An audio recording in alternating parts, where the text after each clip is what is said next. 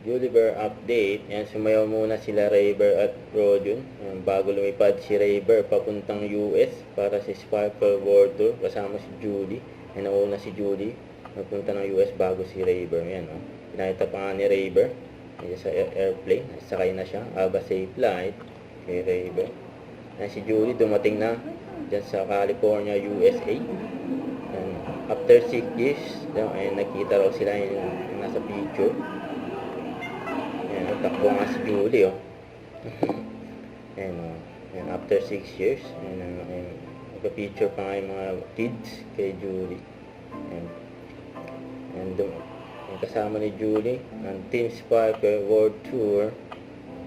Ayan, hintay na lang si Rayber. Ayan, oh. Ayan pa yan pupuntahan, unang pupuntahan ng Julie, yung Guitar Center.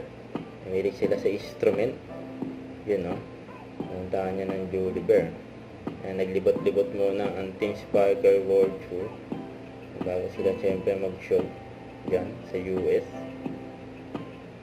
Huwag kalimutan mag-subscribe, click ang notification bell for more update. Ito po ang Richard Reaction Vlog. Bye guys, team for watch.